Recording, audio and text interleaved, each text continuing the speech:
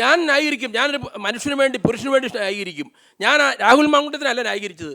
രാഹുൽ മാങ്കൂട്ടം തെറ്റുകാരനാണെങ്കിൽ ശിക്ഷിക്കപ്പെടണമെന്ന് ഇപ്പോഴും ഞാൻ പറഞ്ഞിരിക്കുന്നത്. പക്ഷേ ഇത് മാത്രം ചാനലിനകത്ത് 24 മണിക്കൂറും കണ്ട് നമ്മുടെ തല വരയ്ക്കുക എന്നാണ് പറഞ്ഞു. വേറൊരു വാർത്തയില്ല. അപ്പം ഞാൻ പറഞ്ഞത് ഇത് ആ രാഹുൽ മാങ്കൂട്ടം തെറ്റ് ചെയ്തെങ്കിൽ അയാൾ നിയമപരമായി ശിക്ഷിക്കപ്പെടണം. അയാളെ ഞാൻ ന്യായീകരിക്കാൻ വെള്ളപൂശാനല്ല ഇവിടെ വന്നിരിക്കുന്നത്. ഞാനിവിടെ വന്നത് രാഹുൽ ഈശ്വർ എന്ന് പറയുന്ന ചെറുപ്പക്കാരന്, അയാൾ ഈ സാമൂഹ്യമായ വിഷയങ്ങളിലൊക്കെ ഇടപെട്ട് നല്ല അഭിപ്രായങ്ങൾ പറയുന്നതാണ്. അദ്ദേഹത്തെ ഇപ്പോൾ പിടിച്ച് ഇങ്ങനെ രാഹുൽ മാങ്കൂട്ടത്തിനെ ന്യായീകരിച്ചു എന്നതിൻ്റെ പേരിൽ അദ്ദേഹത്തെ ജയിലിൽ അടച്ചിരിക്കുന്നത് തെറ്റാണ്. അയാൾ അല്ല, എവിടെയാണ് വെളിപ്പെടുത്തി ഞാൻ കണ്ടില്ല.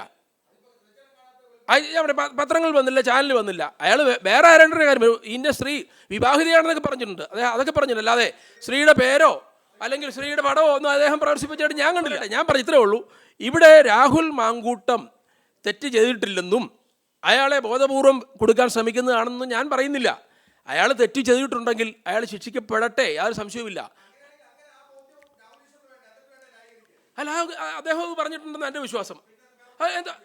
അദ്ദേഹം പറഞ്ഞു രാഹുൽ മാങ്കൂട്ടം നിരപരാധിയാണ്, അയാളെ ഇറക്കി കൊണ്ടു പറഞ്ഞു. പക്ഷേ രാഹുൽ മാങ്കൂട്ടം ഈ പറഞ്ഞതിനെതിരെ ആരോപണം ഉന്നയിച്ചിരുന്ന ആൾ അല്ലല്ല, രാഹുൽ മാങ്കൂട്ടത്തിനെതിരെ ആരോപണം ഉന്നയിച്ചിരിക്കുന്ന ആൾ ക്ലിയർ അല്ല എന്ന് അദ്ദേഹം പറഞ്ഞു.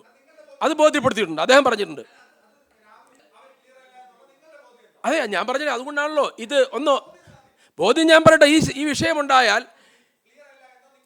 ഞാൻ ആ പെൺകുട്ടിയുടെ സംസാരം ചാനലിലേക്ക് കേട്ടുള്ളൂ. ഞാൻ പെൺകുട്ടിയെ കണ്ടിട്ടില്ല, അറിയത്തില്ല. അവർ പറഞ്ഞു എന്നെ ബോധപൂർവം എന്നെ വിവാഹ വാഗ്ദാനം നൽകി എന്നെ പീഡിപ്പിച്ചു എന്നാണല്ലോ അവർ പറഞ്ഞത്. അത് തെറ്റാണല്ലോ തീർച്ചയായിട്ടും. സംഭവം നടന്നു എന്നാണെങ്കിലും വിവാഹം കഴിച്ച് അല്ലെങ്കിൽ നല്ല പ്രായപൂർത്തിയായ ഒരു പെൺകുട്ടിക്ക് അറിയാം. അല്ല, ഞാൻ ഇത്ര നമ്മുടെയൊക്കെ എൻ്റെ അറിവിൽ വിവാഹ വാഗ്ദാനം അല്ല, ബന്ധപ്പെടാമായിരിക്കും. അതിന് ഉഭയസമ്മതപ്രകാരം ബന്ധപ്പെടാം. അല്ല, ഉഭയസമ്മതപ്രകാരമായിരിക്കും. അതാ പറഞ്ഞ ഉഭയസമ്മതപ്രകാരമാണെന്നാണല്ലോ പറഞ്ഞിരിക്കുന്നത്. അതിന് പ്രായപൂർത്തിയാക്കാനുള്ള അവകാശം ഹൈക്കോടതി സുപ്രീം കോടതി കൊടുത്തിട്ടുണ്ട്. നമുക്കെന്നെ കുഴപ്പം. അത് കഴിഞ്ഞിട്ട് പറയുന്നത് ശരിയില്ലെന്നാണ് പറയുന്നത്.